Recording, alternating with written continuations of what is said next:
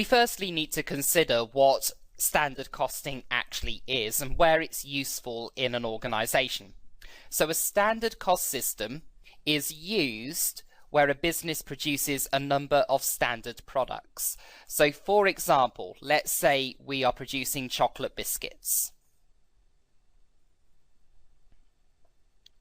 Each chocolate biscuit is going to be standardized, it's going to look and feel the same, and therefore we will produce it in a very similar way. One batch of chocolate biscuits will be produced in a very, very similar way to the next batch of chocolate biscuits. So consequently, each and every chocolate biscuit will use the same quantity of direct materials and the same amount of time to make them. So therefore they're classed as standard products. And what we can do is we can then work out the standard cost, the expected cost of producing one batch of chocolate biscuits.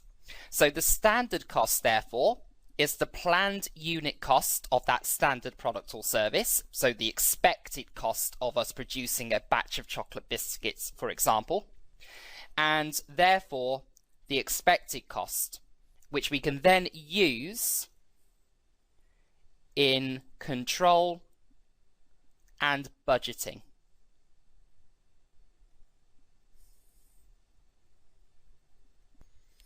Whenever an organization uses standard costing, what they tend to put together is something called the standard cost card. Now, before we start on the standard cost card, let's just establish what a standard cost actually is. Well, a standard cost is an estimated unit cost, and it will include elements such as usage and efficiency levels of materials and labor. So on the standard cost card, we can see how much material should be used per unit and how long it should take to manufacture each unit in labor hours. We'll also have information on the price of materials, labor and overheads. So how much is spent per kilo of material and how much is spent per hour of labor, and also on overheads too. And also we would have budgeted overhead costs and budgeted levels of activity in our standard cost system as well. So for example, we're budgeting £100,000 worth of overhead costs and we're budgeting to manufacture 10,000 units. All of that would be standard. So really the word standard just means estimated or expected amounts of usage, prices and activity levels. So consequently, the standard cost is a predetermined calculation of how much costs should be under specific or specified working conditions. We link back what the activity level is going to be, and therefore we can quickly deduce how much we're going to spend on things like material and labor and overheads.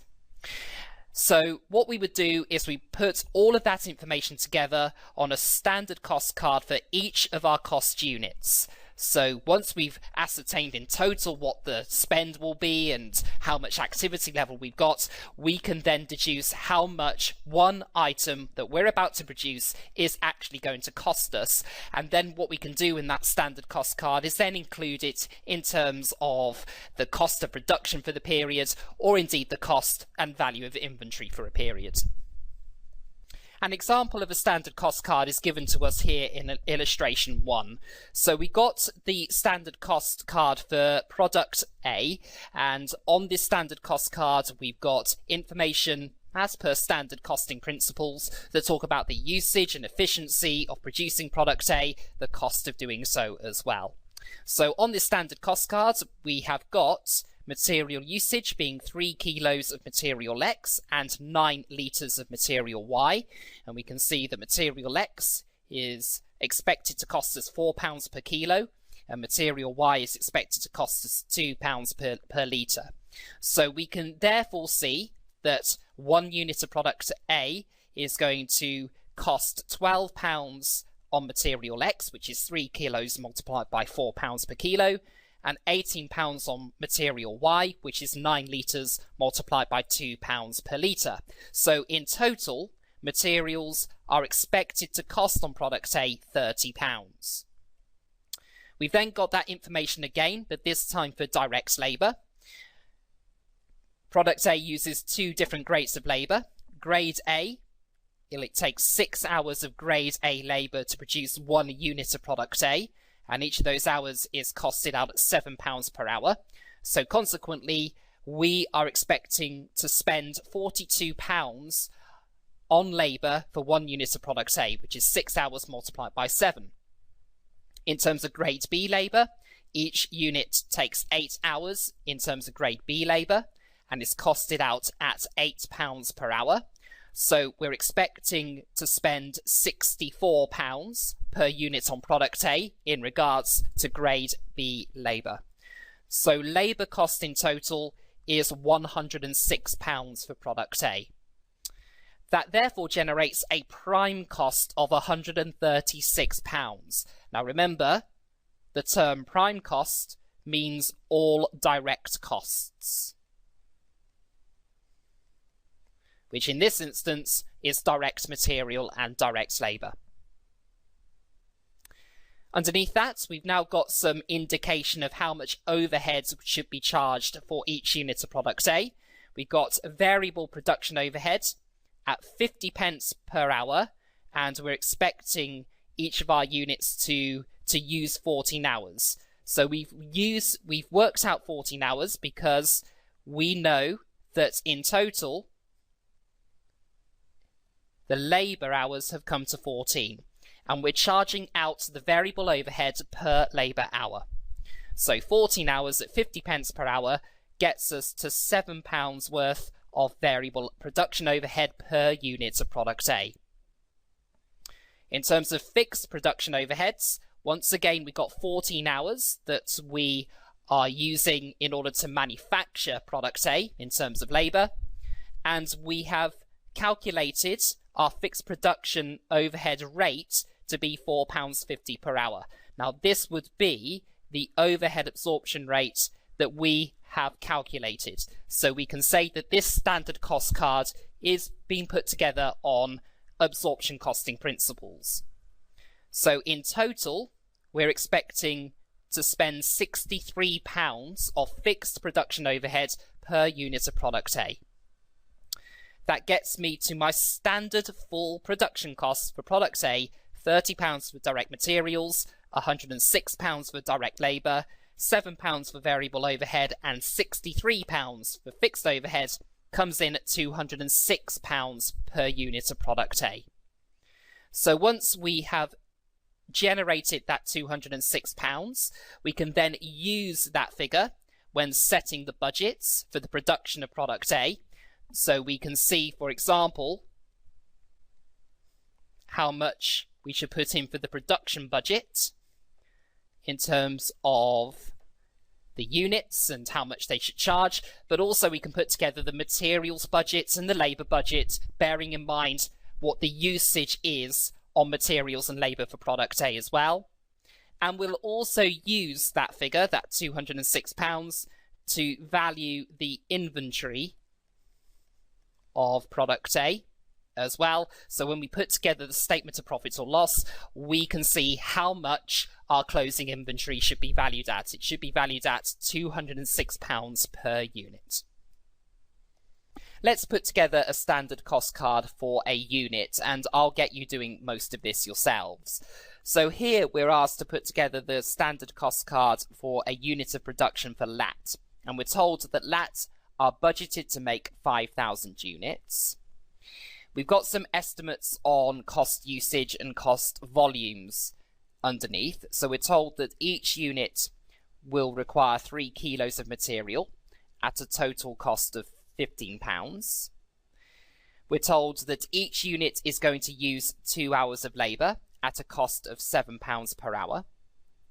And we're told that budgeted fixed overheads will be expected to be, in total, £50,000.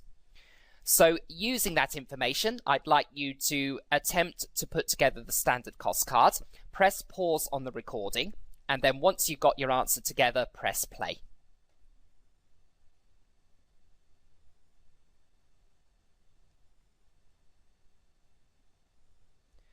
Okay, let's start by considering materials then.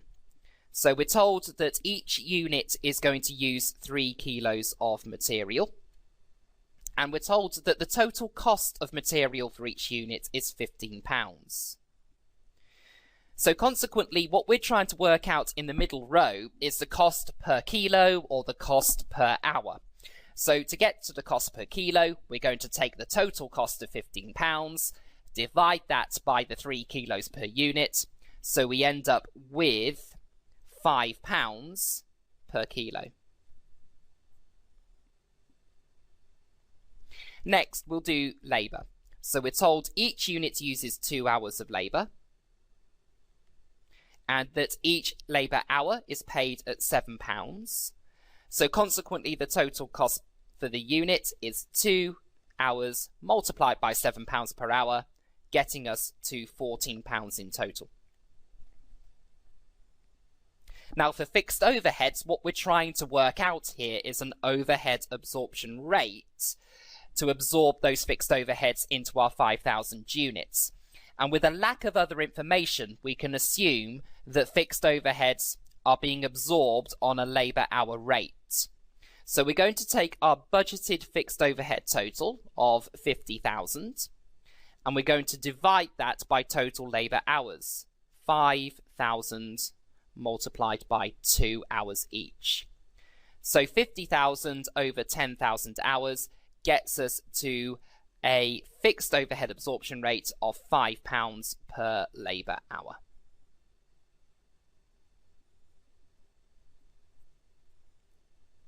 And each unit uses 2 hours of labour. So we got 2 hours of labour being charged at £5 per hour. So 2 multiplied by 5 equals £10.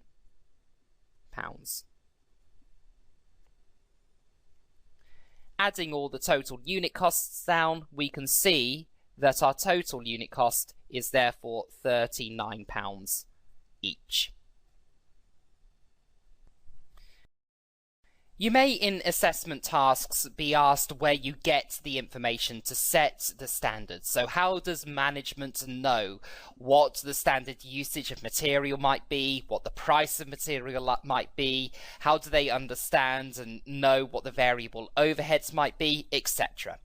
So what we've done so far in calculating the standard cost card, we can see that standard cost is calculated using a bit of management expectations on usage and efficiency levels, so usage of material and efficiency of labour, the prices of materials and labour, and also other overheads, and also other budgeted overhead costs which we would have forecast accordingly. So in order to generate that information, there is a lot of sources of information that management could refer to. So to get a materials price per unit, what management could do is look at supplier invoices and other quotations. So they would get an idea of, in the past, this is how much we have spent to obtain 1 unit of this material. But of course, we've got to be aware of the inflationary impact as well if we're looking at historical cost. So we need to review that regularly for inflation and other increases in the market price. For materials usage, now, what we can do is refer back to product specifications for that. So if the product was in development, we know exactly how much material may need to have been put into that product. Well, we can refer back to that specification.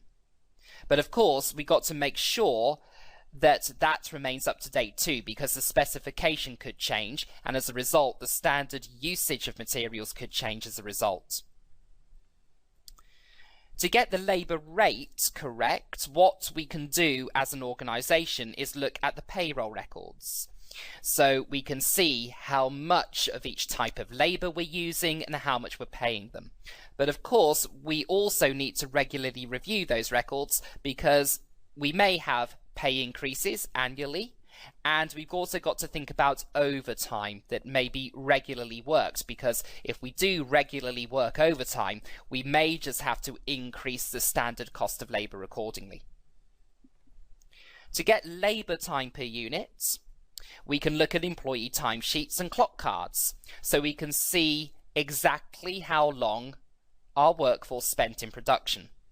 But we've got to be thinking about the skill level of employees, because more skilled workers will produce the products in less time. So we've got to think about the mix of labour,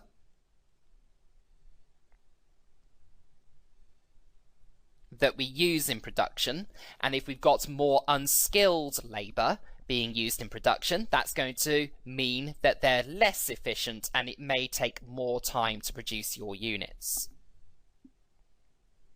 With variable production overheads, that usually varies with direct labour hours worked, so we can refer back to direct labour hours there to work out the variable production overheads.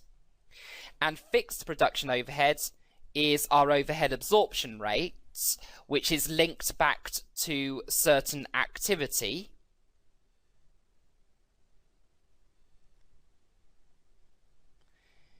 that the business incurs, which we know can either be labour or machine hours. And in terms of ascertaining the cost, we can just look at historical records to see how much was incurred in the past and potentially increase that in the future. But once again, we've got to regularly review that cost just to make sure it's still at a market rate. So knowing all of this is important because it could be part of a written assessment question.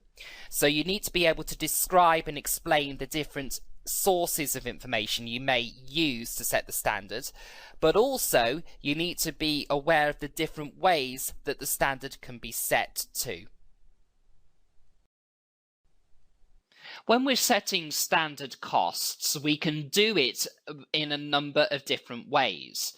Now, the methods that we choose when setting the standard costs can have impact on both motivation of managers and the variances that have been reported. And it's important in your assessment that you know what those impacts are likely to be. Now, the first way in which a standard could be set is on an ideal basis, which assumes that perfect working conditions apply at all times. It means that we're never going to have wasted material, we're never going to have staff going off sick, and our machines are always going to be operable 100% of the time. So under ideal standards, we don't give any allowance for wastage, inefficiencies, idle time. Now that can have a detrimental impact on motivation and control because it's not going to reflect the reality of working conditions. When we operate, we're always going to have to waste some material because some material might come in low quality, and staff, well, they're always going to go off sick and they're always going to be on holiday. So we're not going to reflect those realistic working conditions by using ideal standards.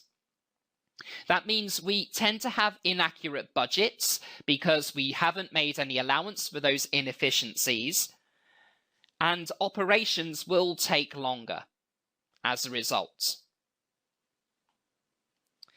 Now, setting ideal standards will also have an impact on variances. Any variances that are calculated are likely to be adverse because we will see some labour inefficiency and we're likely to see increased material usage.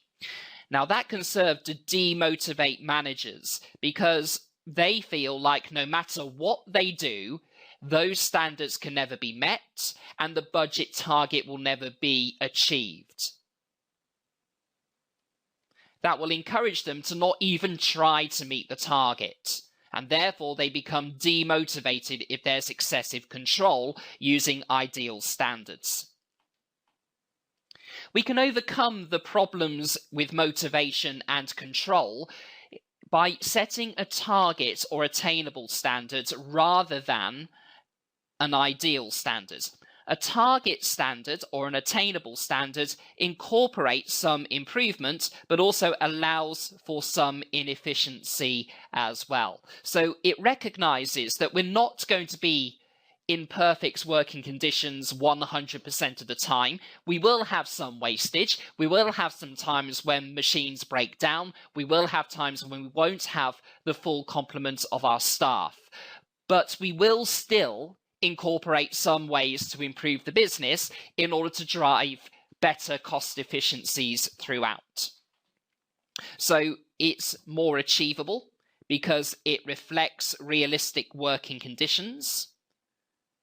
But of course, it will mean that managers still need to carry out their operations effectively and efficiently for the standard to be met and the budget target to be achieved as a result. And because of that, it should be more motivational for managers because, of course, it's more reflective of real working conditions. Now, the variance reported under target standards are going to be a mixture of favourable and adverse variances. We wouldn't see the volume of adverse variances being reported as we would under ideal standards. We'll have favourable variances if operations were more efficient than we expected, but adverse variances if there was more wastage or more inefficiency through the period. So we will have a mixture of both when we are generating variance reports. A third way of setting the standard is to set something called a normal standard, which is a standard based on current working conditions. It isn't reflecting any improvements that we need going forward. So what we would have when we set the standards are current levels of wastage and inefficiency, and no attempt to improve on those current wastage and inefficiency levels. Now, of course, for more cost effectiveness in the organisation, the managers would want to try to improve wastage and inefficiency. So setting normal standards don't encourage managers to improve those inefficiencies that they're seeing. Now, setting normal standards is absolutely fine in the short term, but we would need to frequently revise the standards to ensure that current conditions are reflected all the time and they don't become outdated. If the standard set does become outdated, it can be deemed a basic standard. A basic standard is one that has not been altered over a long period of time. So in essence, it's an historical standard and reflects the historical working patterns of the organisation, reflects decades old or years old inefficiencies and wastage. Now, of course, the disadvantage of setting basic standards are they are out of date. They don't take into account inflation or changes in working practices, and therefore are outdated. But of course, one of the benefits of setting a basic standard is that it's very, very easy to set. We just keep the standard as it has been for years and years and years, and we just reflect that in our variance reporting and our budgets. However, the variances that we would generate using basic standards will be large, but it does depend on how out of date that standard is. So if a standard is, say, about 5 years out of date, then of course we could generate huge favourable variances if we've had massive improvements in efficiency, or indeed huge adverse variances if we haven't taken into account an increasing rate of inflation, for example. So because of that, we should not use them for variance analysis, and of course, well, that makes sense because the variances themselves won't make an awful lot of sense. But we might keep it as historical information against more up-to-date standards. So if we wanted to compare our performance to what we did 5 years ago, then keeping hold of those basic standards would be beneficial to the organisation. For your assessment, you need to know the definition of each standards and the subsequent impact on motivation of the managers of the business and variances that are likely to be reported. You could simply have a multiple choice question or a drop-down list where you have to choose the correct base of the standard against a description of it, but you could also be presented with the basis of standards in a written task in the assessment as well. So when you're attempting the written tasks, you need to explain how the standard currently used is being set, why it's either beneficial or inappropriate, and 9 times out of 10 in the assessment it's going to be inappropriate. And then finally, explain how the standard can be amended to be more appropriate, to encourage more motivation or to discourage huge variances being generated. Let's consider a written assessment style task by looking at illustration 2, which takes us through the different types of standard that we can use. So we've got an organisation called Super Sounds Limited. They manufacture a range of headphones, and we've got some standard costing information per unit of headphone that is being produced. We can see that we're expecting to spend £18 on material, £12.50 on labour, and £6.50 on packaging. So we're expecting to spend £37 per headphone that we produce. We're also told that the standard fit material has been set on the basis that no material is wasted during production, and it's estimated that on average 2% of material is wasted through production. Now, this means that the standard for materials is actually set on an ideal basis because it has made no allowance for the 2% of material that's actually been wasted in production. If we look at the information that relates to labour, it says that the standard for labour was set some time ago when the business first started, but due to automation, there's been an improved labour efficiency of 15%. So this standard is a basic standard. It's set up when Super Sounds first started up. And of course, because it's a basic standard, and we've had a 15% improvement in labour efficiency since then, we can say that that basic standard is out of date. So using that information, what we're asked to do is to explain the behavioural implications of the standards being used, and to calculate appropriately revised standards as well. So let's start with the material standard first. We can answer both of those together because it makes sense for us to put the calculation of the revised standard alongside the behavioural implications of the standards that are already there. So we know that the material standard is based on ideal operating conditions and hasn't allowed for inefficiencies, so it's an ideal standard. Now that means we have looked at how the standard is currently being set.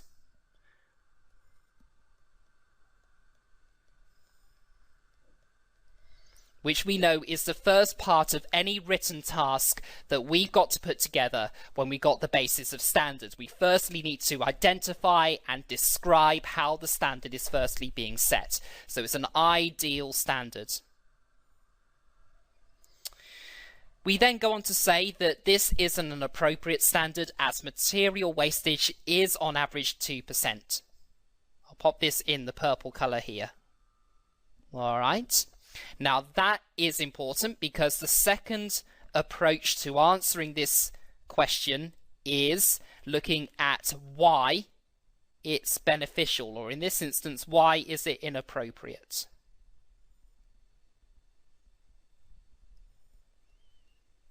All right, that's an important bit.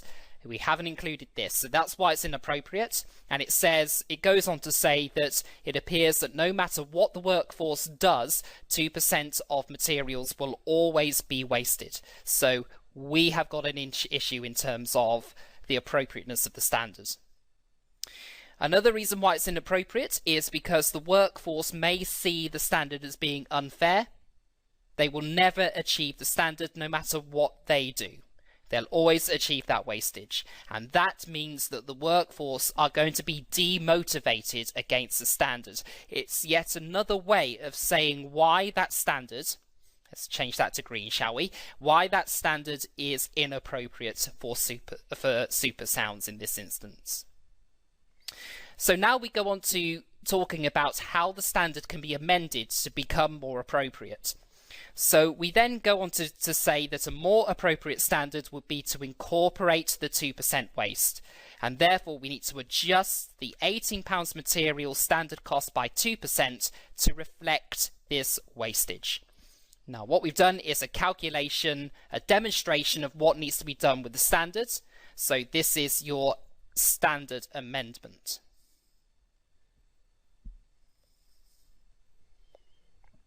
Which is the third bit, the third part of any written task we do on the basis of standards. So in order to calculate a brand new one, we can say that currently the standard is set at 98% of what it should be. We should take 2% of that £18 to reflect the wastage of material accordingly. So what we need to do is we need to gross the standard back up to 100% to get the standard that should be set. So remember what we've got. The reason we've done that is we've said that our current standard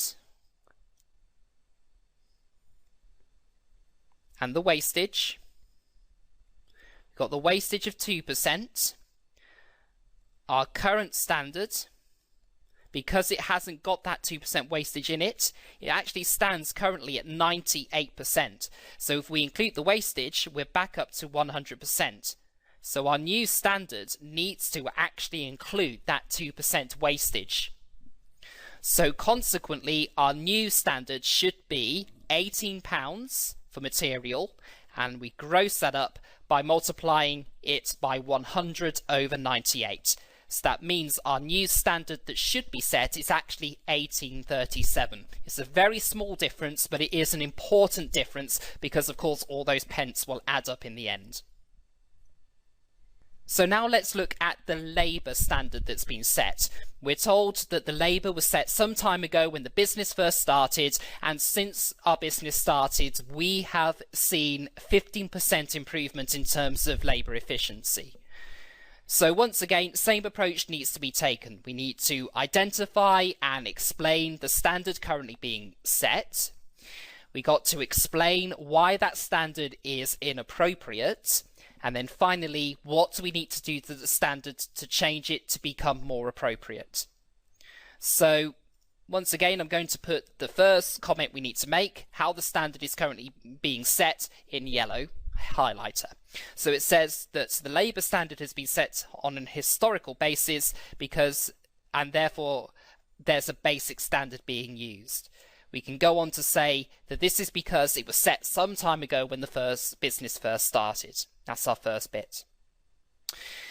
The reason why it's inappropriate is because it does not reflect current working conditions, because labour efficiency has improved by 15% and we haven't incorporated that into the standard we've set.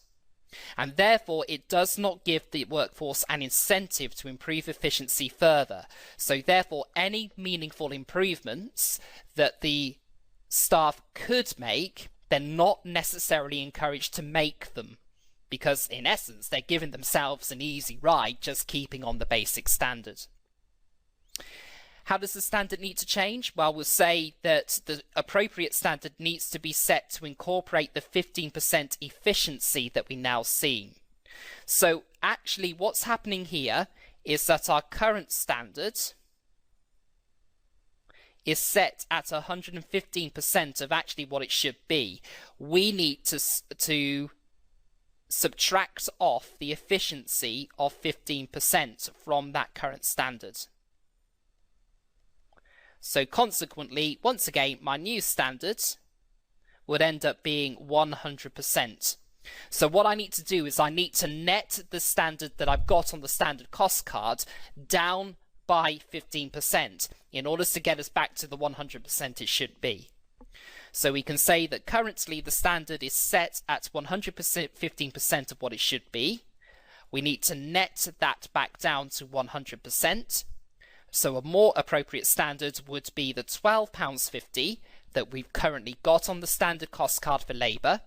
And if we multiply that by 100 over 115, we end up with a more appropriate standard of 1087.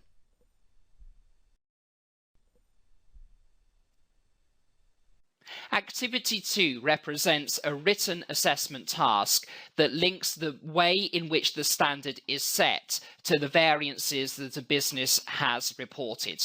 So what we're going to do is explain how the current standard has impacted on the material variance and advise on a more appropriate standard using illustrative calculations. So we've got Greengrass Limited. It says that they haven't revised the standard cost of materials for a number of years. They've run a variance report and they've got an adverse material variance of £150,000, and they are concerned because it has significantly impacted their profits reported.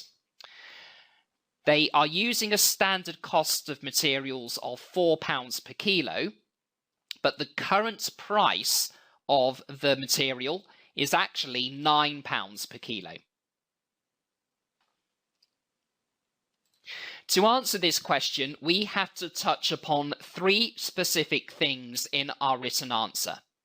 We've got to talk about what the current standard actually is. So, in essence, what is the base of the current standard? Is it an attainable standard? Is it an ideal standard? Is it a normal standard? Or is it a basic standard? We then got to talk about why that standard is inappropriate. And we know it's going to be inappropriate because we're driving a big materials variance. And then finally, we need to talk about how it can be adjusted, and this is where the illustrative calculations might come in. So taking a look back at the scenario information, because that material's standard cost hasn't been revised for a number of years, we can therefore determine that this is a basic or an historic standard.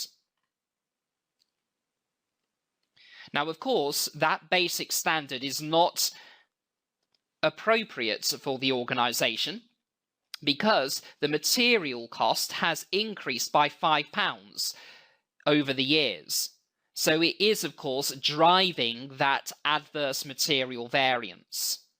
So what we should think about doing is setting the standard probably somewhere in between the historic standard and the current market price. So that's what we need to get into our written answer. We've now got to work out what we're going to say in order to generate the marks.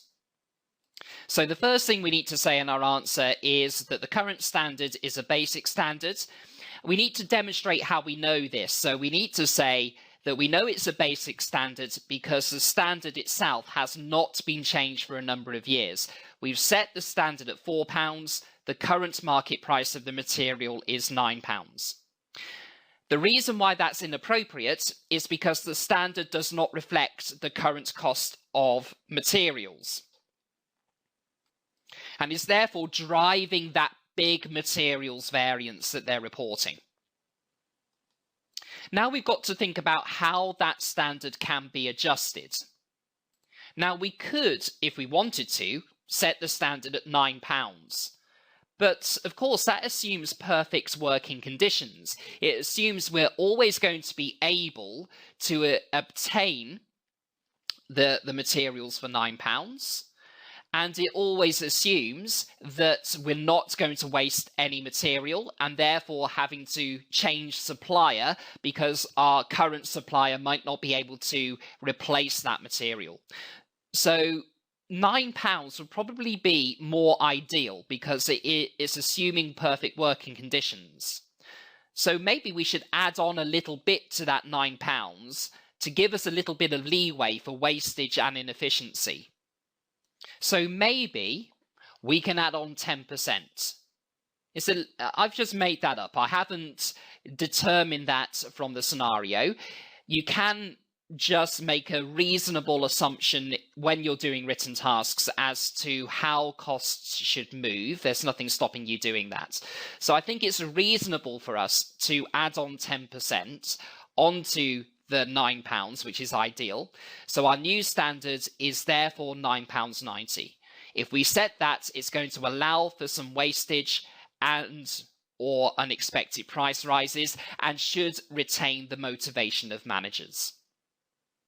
So what I've developed here is something called a planned answer, and it's important that you do this before you jump into answering the question in full sentences. You've got scrap pieces of paper in the assessment, just note down your thoughts to start with, or you can do it on screen in the answer box in notes format. And then what you do when you've planned the answer is go back through the answer and write it up into full sentences that makes it sound more coherent. But I'll let you have a go at that on your own, and you can refer back to the answer in the back of the course book if you need a helping hand. As a summary to this little section, let's just remind ourselves what organisations can use standard costs for. Now, in essence, standard costs are used for three different things: planning, controlling, and decision making. So standards are useful from a planning perspective because it allows for prediction of the use of resources so budgets can be set. So if, for example, we know how much material is being used by each production unit and we know how many units we're going to make in a period, we can therefore put together the material requirements budgets very quickly using the standard cost card. A standard cost also helps an organisation to control costs and control resources within the organisation, because we can produce detailed variance analysis from the standards that we have put together as an expectation, and we can compare that expectation to our actual performance, which will allow us to control costs and control resources accordingly. And then we can make decisions regarding any remedial action that needs to be taken or any area of the business that requires monitoring further.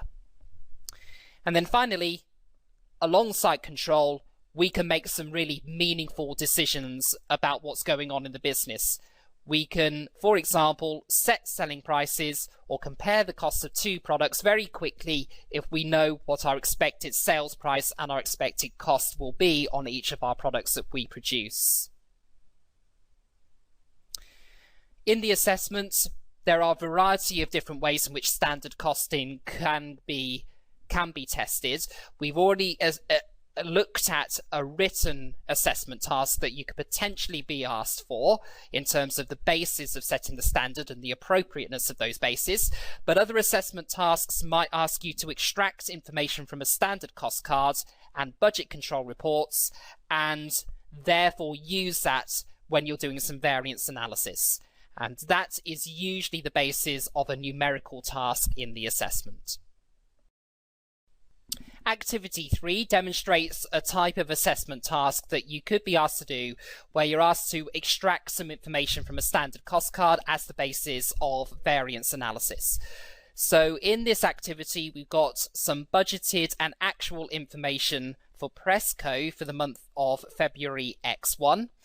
And this is what we're asked to put together: standard quantity of labour per unit in minutes, the budgeted quantity of materials to produce 15,000 units of CO6, the budgeted labour hours to produce 15,000 units of CO6, the budgeted labour cost to produce 15,000 units of CO6, the budgeted overhead absorption rate, and whether fixed production overheads were over or under absorbed.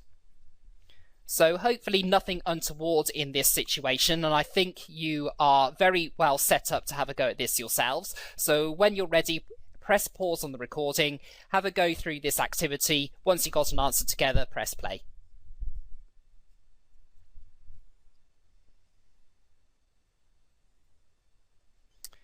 Okay, let's run down the answers to this activity then. I hope you didn't have too much of an issue putting the figures together, but if there was one that you were stuck on, let's go through them now. So let's start with part A, which is the standard quantity of labour per unit.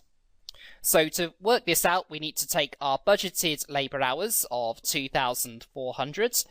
We then also need our budgeted production units of 12,000, and we need to then convert all of that into minutes.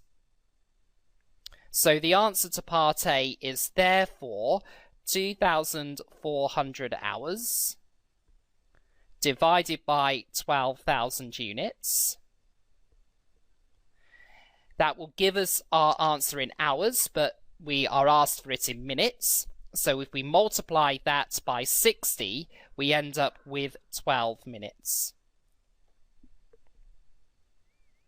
So therefore, the standard quantity of labour per unit is 12 minutes. Next up, the budgeted quantity of materials to produce 15,000 units of CO6. Now, to work this out, we need our direct materials of 21,000 kilos. We then need our budgeted production units of 12,000 and our actual production units of 15,000. So the answer to part B is this. We're going to take our 21,000 kilos, divide that by 12,000 units, and multiply that by 15,000 units. And that means we're going to use 26,250 kilos to produce 15,000 units.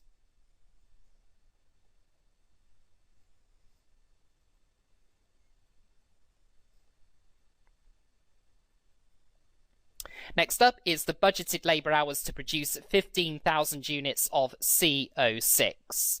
Now we know from part A that we use 12 minutes per unit, and we also know that we're about to produce 15,000 units. Remember, we need this in hours. So using 12 minutes, if we multiply that by 15,000, that's going to give it to us in minutes, and we need to convert that into hours. Let's change colour this time, shall we? Oh, it didn't work, did it? It was still in blue. Never mind. So, for part C, we got 12 minutes per unit. We're going to multiply that by 15,000 units. That will give us our answer in minutes. So, to convert into hours, we're going to divide that by 60. And that means it's going to take us 3,000 hours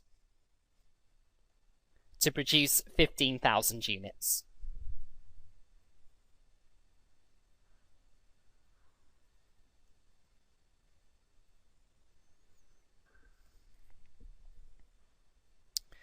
Next up, part D, the budgeted labour cost to produce 15,000 units of CO6. So this time we're going to need our total standard labour cost of £36,000. And we're also going to need our standard direct labour hours of 2,400.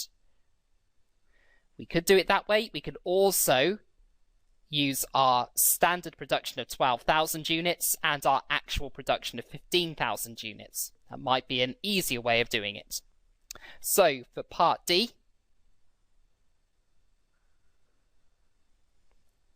we're going to take our £36,000, our standard cost of labour, divide that by 12,000 units, and multiply that by 15,000 units. And that gets us to a standard cost of £45,000.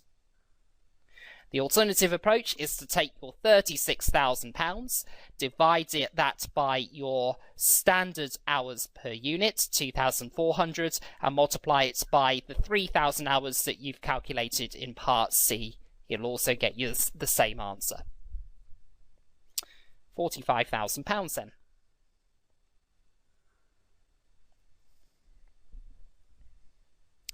Next up, E, the budgeted overhead absorption rate. So we need this £54,000 worth of fixed overhead, and in that cost card we're also told that it's absorbed on a unit basis. So we also need our 12,000 standard units that we're about to produce. So the answer to part E is this.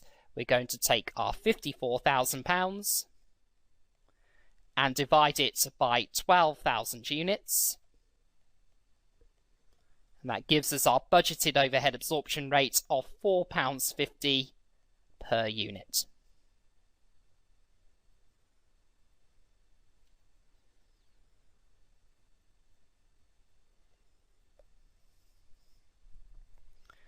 Finally, we now need to work out whether the fixed production overhead was over or under absorbed. So to work this out, we need to firstly work out how much overhead was absorbed into actual production units. So we have worked out in part E that our overhead absorption rate was £4.50, and we know that we're going to produce 15,000 units.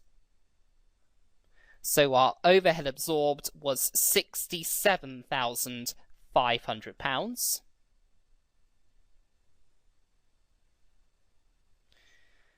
Our actual overheads,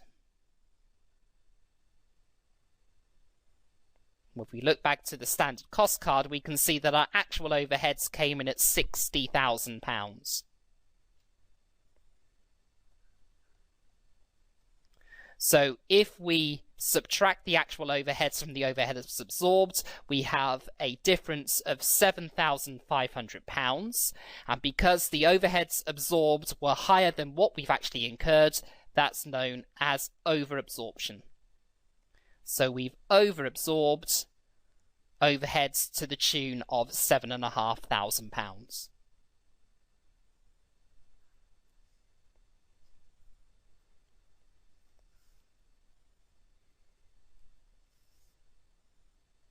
So what's the most important aspects of this chapter that you need to take into your assessment? So the first thing to remember is that in a standard costing system, the output is valued at a standard cost per unit, and that standard cost per unit is an expected cost per unit. We can find out the direct materials cost by determining estimated quantity of material and estimated price of that material.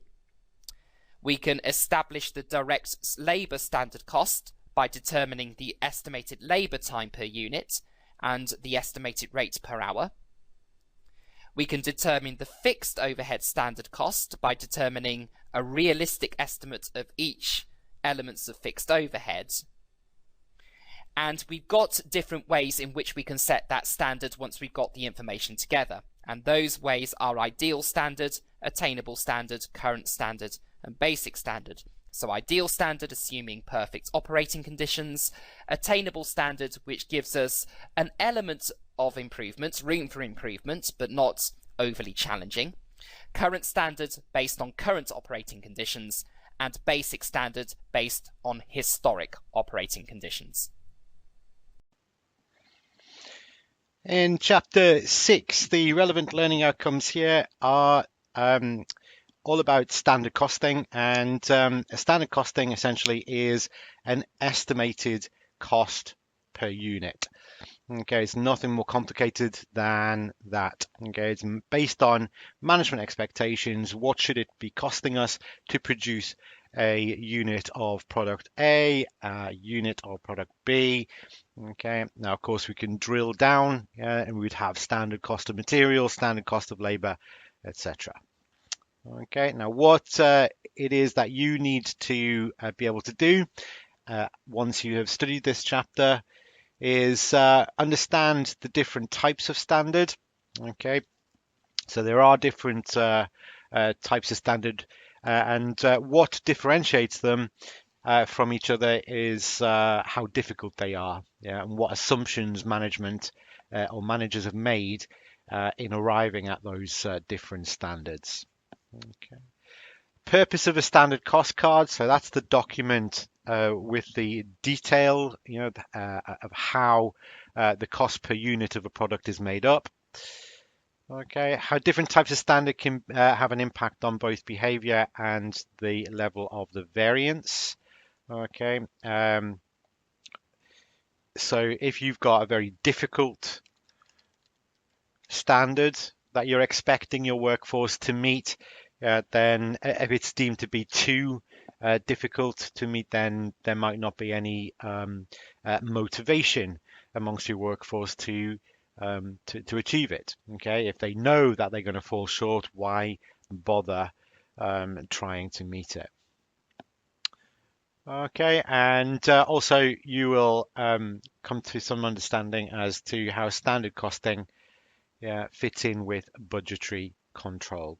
Okay, and you'll also be able to calculate the value of items to be included in the standard cost card. So you've got a numerical learning outcome there too. Okay, so standard costing and flexing your budgets forms the basis of variance analysis. Okay, so there's a link between this chapter and the following two chapters. Okay, so this is very much an introductory chapter, which you will build on quite significantly as you move to the next two chapters. Okay. In terms of the qualification, the idea of standard costing does run through the management accounting streams. Okay, and in the business context,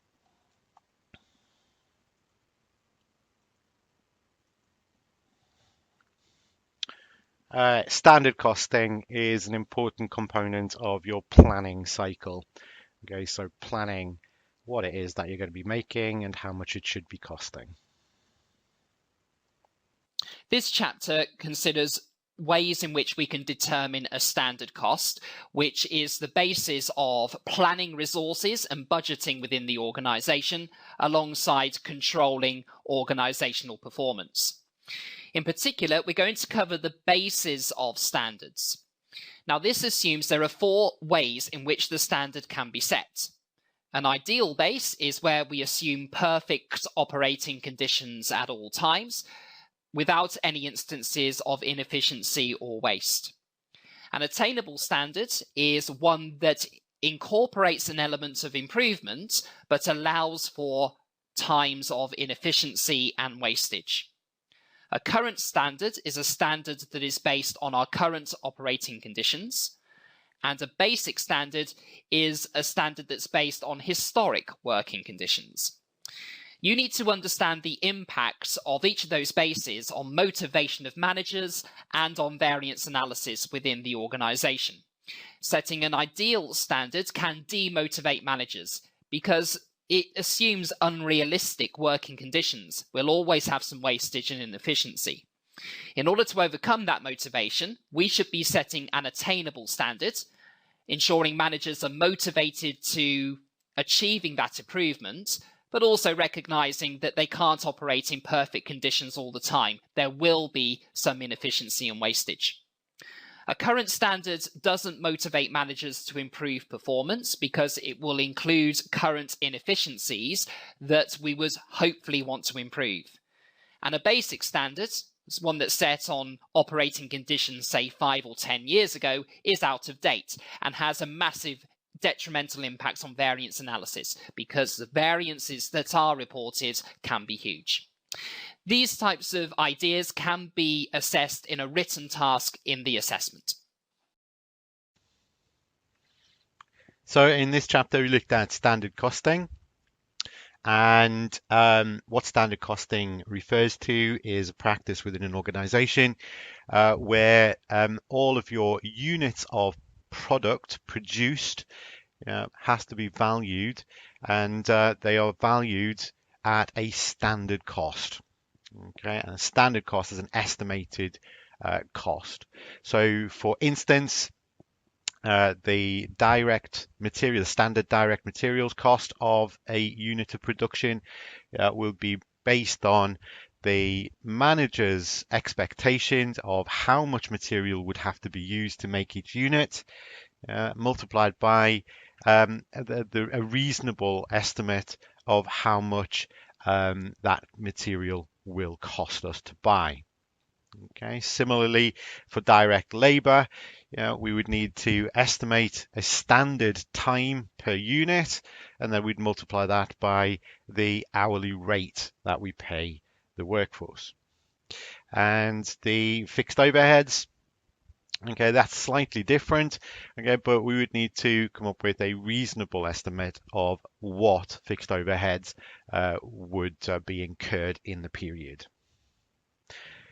Now, where standard costing is used, it is possible that you would see a number of different standards, possibly all being in operation in the same organization at the same time. Okay, but the difference between the standards is essentially how difficult it would be to achieve the standard.